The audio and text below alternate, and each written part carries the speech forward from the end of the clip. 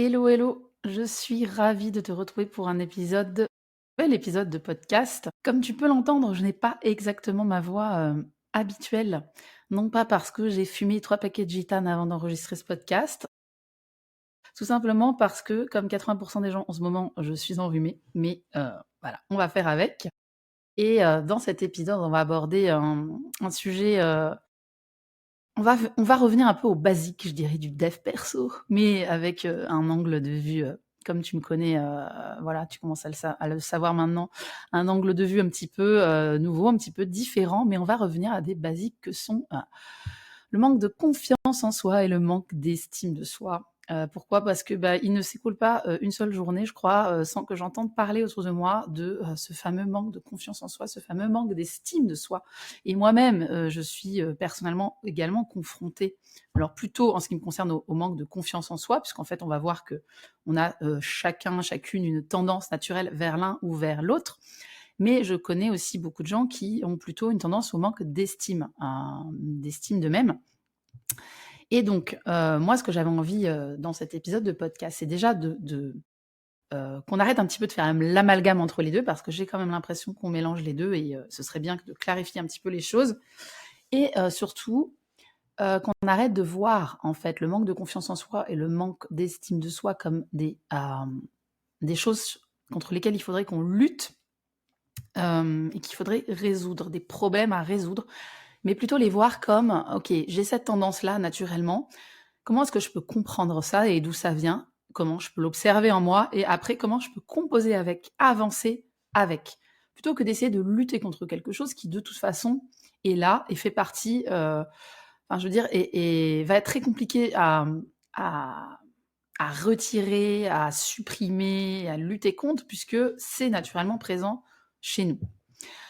OK, donc déjà, comme, je te le disais, j'observe autour de moi vraiment une tendance soit au manque de confiance en soi, soit au manque d'estime de soi, et vraiment j'ai le sentiment, enfin c'est pas un sentiment, c'est vraiment une observation, et on va comprendre après dans la suite de l'épisode qu'en fait ça s'explique de manière très facile en fait, hein. Mais on a chacun, chacune, hein, une tendance, naturelle, vers l'un ou vers l'autre. Moi personnellement, comme je te disais, j'ai plutôt une tendance au manque de confiance en moi, mais je fréquente, tous les jours des personnes qui ont plutôt, un manque d'estime, d'elles-mêmes ou d'eux-mêmes. Hem, Attention, donc petit disclaimer quand même, comme j'ai tendance, aussi à le faire en général quand je parle, dans mon épisode de podcast de catégorie, puisque là je catégorise un petit peu, hein,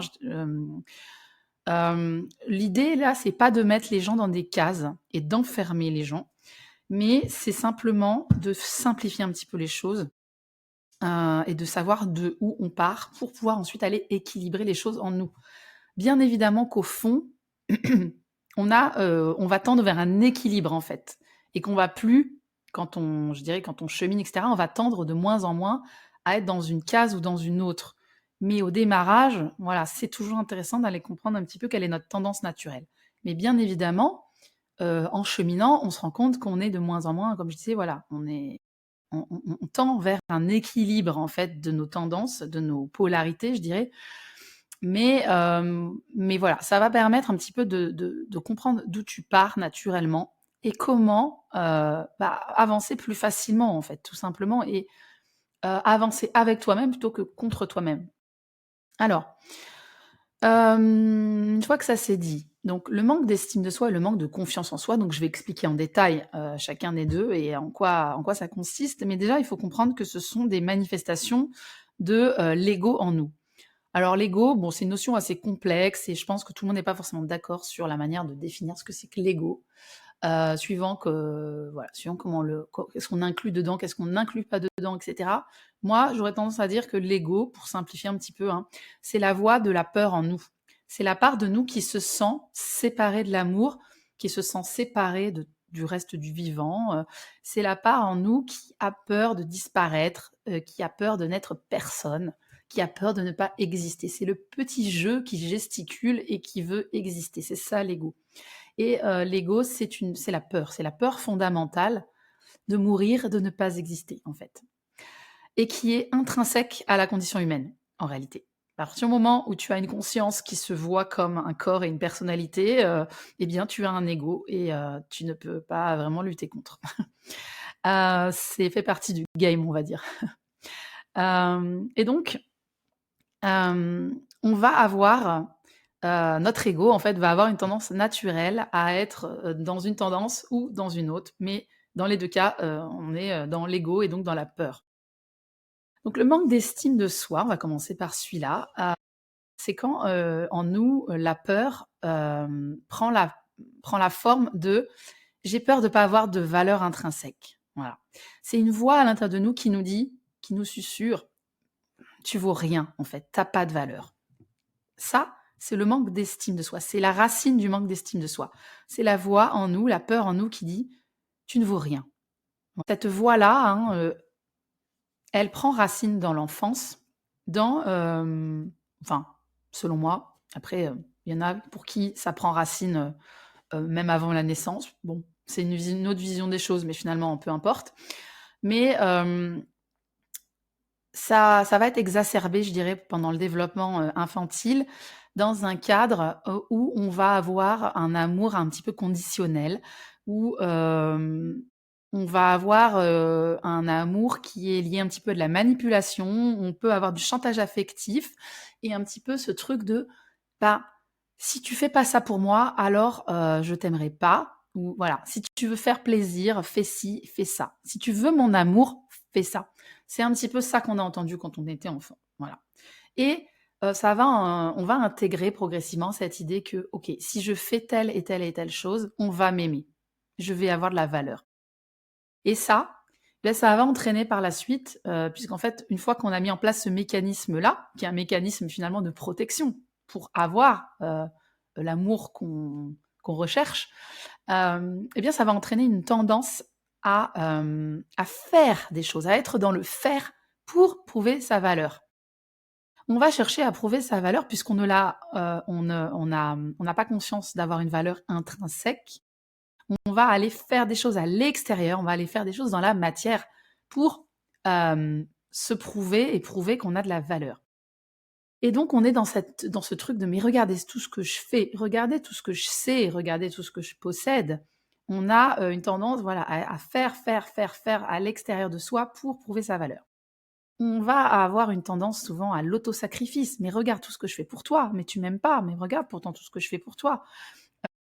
On va avoir tendance du coup aussi, hein, ça c'est le corollaire, à faire toujours plus, puisque on n'arrive pas à obtenir ce qu'on veut. Puisque l'amour, il est pas à chercher à l'extérieur de nous, mais nous, comme on le comprend pas, on va aller faire toujours plus, toujours plus, toujours plus, toujours plus. On va être dans le faire pour faire, on va gesticuler, on va brasser de l'air, on va agir sans discernement, on va foncer tête baissée. Vous voyez un petit peu, hein, cette tendance-là.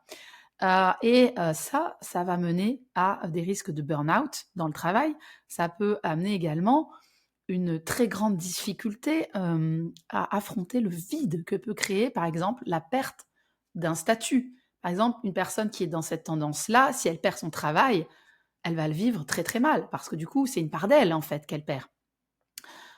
Et elle va aussi très mal vivre le fait, par exemple, de perdre, je sais pas, sa maison, heu, son conjoint, tout ce qui effectivement, est à l'extérieur d'elle et qu'elle prend pour des signes extérieurs de valeur, quelque part. Vous voyez un peu l'idée?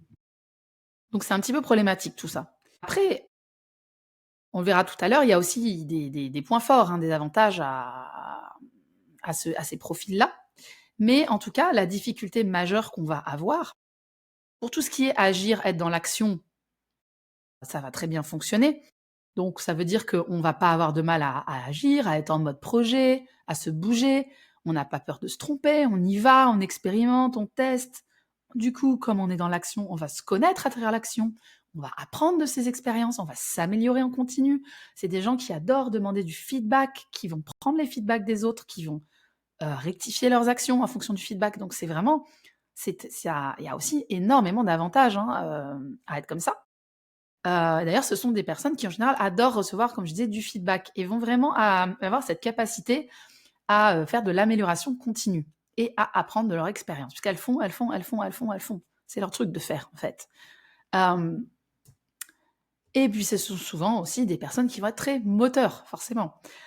Maintenant, la difficulté majeure que vont rencontrer ces personnes-là, donc ces personnes qui ont une tendance au manque d'estime d'elles-mêmes, ça va être, une grande difficulté à être dans l'introspection, dans la connexion au monde intérieur, aux émotions, hein. On va tout faire, tout, absolument tout faire pour fuir l'intériorité. Tout sauf regarder à l'intérieur de soi. Ah non, non, surtout pas. Puisque, bah, on est persuadé qu'à l'intérieur de soi, c'est le vide intersidéral et ça fait beaucoup trop peur. Donc, on va, être dans l'action, l'action, l'action, l'action, le faire, le faire, le faire, le faire, quitte à faire pour faire, peu importe, mais on va fuir l'introspection. Voilà. Ça, c'est pour le profil donc manque d'estime de soi. Certaines d'entre vous se sont peut-être déjà reconnus dans ce profil et maintenant on va voir le deuxième grand profil, la tendance au manque de confiance en soi. Donc là, ça n'a rien à voir. Personnellement, en ce qui me concerne, moi, je suis vraiment dans cette deuxième catégorie, le manque de confiance en soi. Le manque de confiance en soi, c'est l'ego qui prend donc la peur en nous, qui prend la peur, qui prend la forme de j'ai peur de pas être capable. Il y a une petite voix en nous qui dit t'es pas capable. Voilà. Et la racine de cette peur-là, elle prend donc également naissance dans l'enfance. Par donc un contexte familial, parental, où on a été d'une certaine manière brimé dans notre capacité à faire, à expérimenter. On n'avait pas le droit de se tromper, on devait faire les choses parfaitement, etc. En tout cas, on avait cette sensation-là. Donc voilà, très tôt dans l'enfance, on a été un petit peu coupé dans notre élan créatif, dans notre expression de nous-mêmes, et on a mis beaucoup de pression sur ce qu'on faisait, beaucoup de pression sur le résultat. On n'a pas le droit de se tromper, on n'a pas le droit à l'erreur. En tout cas, voilà, c'est la sensation qu'on a intériorisée pendant l'enfance et qui va ensuite déterminer donc eh bien une tendance plus tard assez systématique à une certaine du coup inertie. Puisqu'on a peur d'être dans l'action, on a peur de se tromper, on a peur de pas être capable, bah, du coup, on va pas agir, on va rester dans l'inaction, dans l'inertie, à l'inverse des profils plus manque d'estime de soi, où on va être dans le mouvement perpétuel. Là, on est plutôt dans une tendance à l'inertie, et ça, derrière, c'est quoi? On va avoir des choses comme l'autosabotage, on va réprimer sa créativité, on va avoir un manque d'affirmation de soi, on va tergiverser chaque fois qu'il faut faire quelque chose, on va avoir la tendance à la procrastination, à l'hyperanalyse, l'indécision, le perfectionnisme, tout ça, c'est des conséquences dans le comportement du manque de confiance en soi. Voilà. En gros, notre mental va utiliser tout ce qui est possible pour ne pas agir, pour freiner l'action. Voilà. Et donc, la difficulté majeure des personnes qui ont un manque de confiance en elles, c'est le passage à l'action. Tout est bon pour éviter d'agir. Voilà. À l'inverse, par contre, c'est des profils qui vont avoir une bonne capacité, hein, à l'introspection, à l'analyse, à réfléchir avant d'agir, à avoir du discernement. Donc elles ont vraiment une capacité un peu aussi à la stratégie. Donc on va éviter de se disperser et d'agir à tort et à travers. Voilà. Donc c'est aussi des qualités qui sont intéressantes. On a du recul sur soi, on sait s'auto-analyser, etc. Voilà, donc maintenant que j'ai un petit peu parlé des deux profils ici, l'idée c'est comment on fait, suivant qu'on est dans le manque d'estime de soi ou suivant qu'on est dans le manque de confiance en soi, comment faire? Parce que je pourrais très bien vous dire, bon si tu as un manque de confiance en toi, eh bah, tu qu'à aller dans l'action.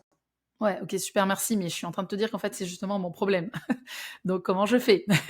Parce qu'en fait, si, je me dis: «Allez, go, go, go, je vais dans l'action» et puis voilà, et ben, je me fais violence, et le but, c'est pas de se faire violence. En tout cas, moi, c'est pas ce que je prône ici, dans ce podcast, et encore moins dans mes accompagnements. Je suis plutôt pour qu'on essaye de comprendre qui on est, d'où on part et comment faire, comme je le dis en intro, avec ça. Et là, moi, ma proposition ici, c'est d'essayer d'un petit peu de retourner les choses et de faire de notre tendance naturelle, donc soit la tendance au manque d'estime de soi, soit la tendance au manque de confiance en soi, le retourner pour voir en quoi ça peut être une force et pas quelque chose contre lequel il faudrait qu'on lutte, et comment on peut tendre vers un équilibre, puisqu'en fait ici, tu l'as peut-être compris, mais le manque d'estime de soi, on est dans un excès de polarité yang, hein. Là où dans le manque de confiance en soi, on est dans un excès de la polarité yin. Et le but ici, ça va être d'aller équilibrer, hein. Donc quand on est dans un excès de yang naturellement, eh bien l'idée dans notre cheminement, ça va d'être de oups, 1, 2, 3, pardon, je m'embrouille les pinceaux, ça va être de tendre vers plus de yin. Là où quand on a une tendance à être déjà pas mal dans le yin, naturellement, et l'idée c'est d'aller un peu plus dans le yang. Voilà. Et enfin, si je peux m'exprimer ainsi, je sais pas si ça vous parle, cette histoire de yin et de yang. Si ça vous parle pas, c'est pas grave. Et puis si ça vous parle, ben, tant mieux. Et je précise d'ailleurs ici que ça n'a rien à voir avec le genre. Donc on peut être une femme et avoir un excès de yang, donc être plutôt dans la tendance au manque d'estime de soi. Et on peut être un homme et avoir plutôt une tendance à être trop dans son yin et à avoir un manque de confiance en soi. Mais ceci étant dit, je précise quand même que proportionnellement, il semblerait qu'on ait plus d'hommes qui ont une tendance au manque d'estime de soi et donc à l'excès de yang, et des femmes qui ont plutôt une tendance au manque de confiance en elles et un excès de yin naturellement. Pourquoi? Parce qu'on vit quand même dans une société dans laquelle on est conditionné, on est tous conditionnés par notre éducation et par la société dans laquelle on vit, mais il y a une tendance à aller dans un conditionnement plutôt qu'un autre, suivant notre genre à la naissance, en fait. Et donc, les filles, on va plutôt avoir tendance à les brimer dans leur capacité à l'action et on va avoir peur, enfin, on va leur inculquer cette peur de se tromper, cette peur d'agir, cette peur de s'affirmer. Là où les petits garçons, on va plutôt avoir tendance à les brimer à les encourager à l'action, mais par contre, à pas les autoriser à les regarder à l'intérieur d'eux-mêmes. Ce qui fait qu'après, on se retrouve effectivement dans la population adulte avec des femmes qui ont plutôt une tendance au manque de confiance en elles, à un excès de yin, et des hommes avec une tendance au manque d'estime d'eux-mêmes, et donc un excès de yang. Voilà. Mais ce n'est aucunement au départ lié au genre. C'est juste que le conditionnement de la société suit cette tendance. Voilà. Fin de la parenthèse. Donc, ici, donc l'idée, c'est comment on va faire pour partir de cette tendance naturelle qui est là et maintenant qu'elle est là, c'est compliqué de tout déconstruire d'un coup, mais comment on peut prendre conscience déjà de cette tendance-là? J'espère que là, en écoutant déjà le début du podcast, tu as pu identifier dans quelle tendance tu es. Et puis, comment je vais en faire une force naturelle sur laquelle m'appuyer pour aller m'équilibrer de l'autre côté. Donc voilà. Si donc je reprends donc l'idée du manque d'estime de soi. Si je suis plutôt dans le manque d'estime de moi, comment est-ce que je peux m'appuyer là-dessus pour, pour avancer? Eh bien, puisque quand on est dans le manque d'estime de soi, on a plutôt une tendance naturelle à être dans le faire et que le passage à l'action, le mode projet, c'est quelque chose qui est naturel chez toi. Si tu es concerné, eh bien, l'idée, c'est de venir faire de ton introspection, de ton travail intérieur, ce qui est plutôt quelque chose qui n'est pas naturel chez toi et un peu difficile, de l'aborder en mode projet. Voilà, de l'aborder en mode c'est un projet à part entière, je me fixe un objectif par rapport à ça. Et dès lors que le travail intérieur devient un truc qui est une action à part entière, c'est-à-dire je prends rendez-vous chez un coach, chez un thérapeute, je fais un programme, etc. Je suis dans le faire, mais je suis dans le faire qui va m'amener vers l'introspection, l'intériorité, recontacter mes émotions, etc. Mais voilà, pour démarrer, puisque c'est ce qui te fait peur, je t'encourage vraiment à te dire, ok, moi, ce que je sais faire de mieux, c'est être dans l'action. Donc, qu'est-ce que je peux poser comme action pour aller davantage vers mon intériorité, vers connecter à mes émotions? Donc, qu'est-ce que je pourrais faire? Est-ce que ça va être, comme je disais, voilà, me dire, allez, je vais aller voir une fois par mois un thérapeute pour m'accompagner. Je vais m'inscrire à tel programme. Je vais aller dans un cercle de femmes ou un cercle d'hommes, etc. Peu importe, mais tu vas faire quelque chose et tu vas te fixer un objectif. Tu vas mesurer les progrès que tu fais, etc. Voilà. Voilà ce qui va pouvoir peut-être te débloquer, puisque pour toi, ce n'est pas le passage à l'action, je le répète, qui est un problème. C'est le fait de te poser, d'arrêter d'être dans l'action et de regarder à l'intérieur de toi. Donc fais-en un projet et tu verras que ça va t'aider, ça va t'encourager parce que ça va surfer sur cette tendance naturelle que tu as à aimer être dans l'action. Si par contre, c'est plutôt le manque de confiance en toi, qui est ta tendance naturelle, là, j'aurais tendance à dire que, Alors oui, ça va être intéressant, par exemple, ça peut être intéressant d'aller voir un thérapeute et cetera, mais ça va pas être ça qui va être vraiment réellement, hem, je dirais l'élément, déclencheur, l'élément qui va débloquer les choses. Puisque toi, ton problème, c'est le passage à l'action. Donc, là, l'idée, ça va plutôt être de se dire: «OK, moi, j'ai une facilité naturelle à être dans l'introspection, à connecter à qui je suis, à mon intériorité et cetera et donc moi, j'aurais tendance à conseiller dans ces cas-là en tout cas, ça a été mon cheminement et donc et ça a plutôt bien fonctionné. C'est, plutôt avant de partir dans des trucs de coaching en mode, «Oui, il faut que je passe à l'action, bim, bim, bim, bim», plutôt commencer par, des outils de connaissance de soi pour a aller chercher quelles sont mes forces, quelles sont mes qualités, hem et dédramatiser un petit peu le passage à l'action et voir l'action comme l'expression de soi dans le monde, en fait. L'action devient non pas quelque chose avec un objectif à atteindre, puisque ça, c'est quelque chose qui va faire très, très peur aux personnes qui ont un manque de confiance en elles. Eh bien, c'est plutôt, comment l'action peut devenir un moyen d'exprimer, ton essence, d'exprimer ta créativité et peu importe derrière quel est, l'impact de cette action et quel est, peu importe si tu ren atteins l'objectif ou pas. Agir, comme une continuité, de soi et pour ça, eh bien, ça va vraiment être d'aller sur de l'action intuitive et spontanée. Parce que quand on a une tendance au manque de confiance en soi, on a tendance à être beaucoup dans le perfectionnisme et à vouloir toujours faire des choses, très travaillées, très parfaites et cetera, très réfléchies, mais du coup, ça nous coupe dans l'action et donc moi, en tout cas et ce que j'applique à moi-même, hein, en l'occurrence, c'est, d'être une action où on suit une pulsion. Moi, maintenant, quand je fais des choses, là, typiquement, là, quand je fais ce podcast, tu l'as peut-être remarqué d'ailleurs, hein, maintenant, je suis plus dans, voilà, j'ai une intuition qui me vient, une idée, hop, j'y vais, je m'exprime. Et puis, franchement, je me fiche pas mal de combien de personnes écouteront ce podcast, de quel impact ça aura, et cetera. Parce que si je commence à être là-dedans, je vais pas le faire. Voilà, par contre, je sens une pulsion en moi. Tiens, j'ai envie de parler de tel sujet, j'ai telle idée qui me vient. Allez, go, j'y vais. Je me pose pas 15 000 questions. Voilà en tout cas ma manière de fonctionner qui me permet, ben, d'être dans l'action en me mettant un petit peu moins la pression sur, le rendu et sur ouais, sur le résultat final. Mais en attendant, bah, je suis dans l'action et j'apprends. Ça me permet après, à terme, d'apprendre, petit à petit et de dédramatiser le fameux passage à l'action qui, pour moi, est absolument, considérable. Je veux dire, moi, il y a eu des périodes où, en fait, chaque épisode de podcast était une tergiversation sans fin. Où, par exemple, là, je suis en train de réfléchir à lancer un groupe privé, Facebook, parce que j'ai aussi envie d'un espace d'expression justement plus spontané, plus avec des formats plus courts et cetera. Ben, rien que trouver le nom du groupe, c'était une prise de tête pas possible et je sais que chez moi, c'est cette tendance-là, que va prendre l'ego, que va prendre la peur. Donc j'essaie de contrer ça en me disant: «Voilà, je fais le truc et puis, ben, si c'est pas parfait, c'est pas grave. Si ça plaît pas à tout le monde, c'est pas grave et puis je m'améliorerai au fur et à mesure». Voilà.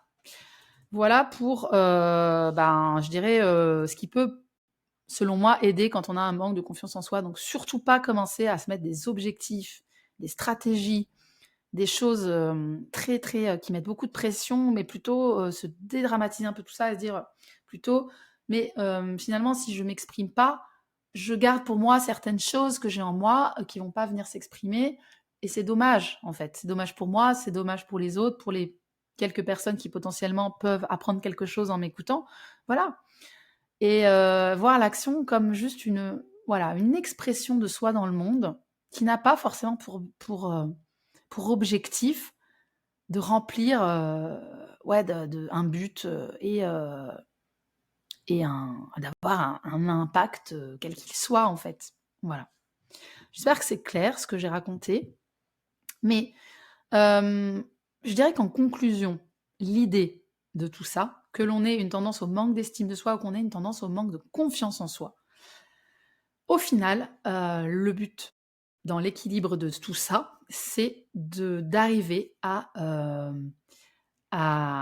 cette idée que, notre, je dirais que le but de notre incarnation dans cette vie en tant qu'humain, c'est d'être dans l'action, d'être dans la matière, bien sûr, mais de faire les choses depuis un espace en nous, qui est un espace d'amour, qui est un espace de calme, de sécurité, et pas un espace de peur, en fait. C'est toujours une action qui doit partir avant tout, hem, de, qui doit partir non pas de notre mental, mais de notre corps, en fait, d'une pulsion dans notre corps, en fait. Et l'objectif, c'est vraiment de toujours faire le lien entre l'être. L'être, c'est quelque chose que les personnes qui ont un manque plutôt de confiance en elles n'ont pas trop de mal à faire, et le faire, ce que les personnes qui ont un manque d'estime d'elles-mêmes n'ont pas de mal à faire, sauf qu'elles font les choses depuis un espace de peur et pas depuis un espace justement d'être, en fait. Donc c'est d'arriver à faire vraiment l'alliance entre l'être et le faire, et d'être toujours dans ce va-et-vient entre l'être qui est dans l'immobilité, et le faire où on est dans le mouvement, en fait. D'être sans arrêt en train de passer de l'un à l'autre, et, et de ne pas être dans un mouvement perpétuel et un faire qui serait issu du mental, mais bien dans un faire, dans un élan créatif qui vient d'un espace vaste et infini d'amour en nous. Voilà, cultiver l'action qui prend racine dans le bon espace en nous. Donc si tu as un manque d'estime de soi, la question c'est: où prend racine ton action?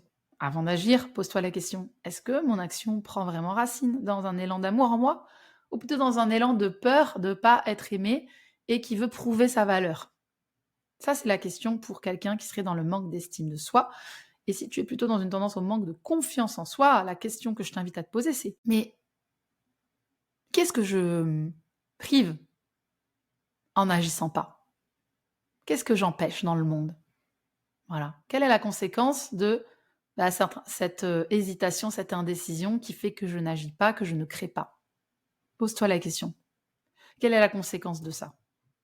Est-ce que c'est pas un peu dommage, du coup, de rester sur le seuil, d'être dans l'être, mais de ne pas aller dans le faire? Voilà. Et je conclurai aussi sur, une petite précision, c'est que dans le coaching, en tout cas le coaching de l'alignement au projet tel que moi je le pratique et auquel j'ai été formée, on fait vraiment véritablement le lien entre les 2. On passe sans arrêt d'un espace d'introspection à un espace d'action alignée, et on accompagne les 2. Et moi, suivant la personne que je vais avoir en face de moi, je vais plutôt m'adapter. Donc suivant qu'elle est dans le manque d'estime d'elle-même ou qu'elle est dans le manque de confiance en elle, je vais adapter mon accompagnement pour aller accompagner ça. Voilà. Et du coup, je fais un peu mon petit coming out pour dire que désormais, j'ouvre mon calendrier aux prises de rendez-vous. Si tu souhaites qu'on échange pendant 30 minutes pour voir un petit peu si, en fonction de ta problématique, je peux ou pas t'aider, eh bien, tu prends rendez-vous dans le lien qui est dans la description de ce podcast, donc dans le à propos là, du podcast. Et je le mettrai peut-être aussi dans la description de l'épisode. Donc mon lien pour prendre rendez-vous, 30 minutes, c'est totalement offert. Ça nous permet d'échanger et de voir comment après moi je peux t'aider au travers de mon accompagnement. Voilà, je te dis à très très bientôt, et j'espère que cet épisode va t'aider à avancer sur le chemin qui est le tien. À très très vite. Mouah.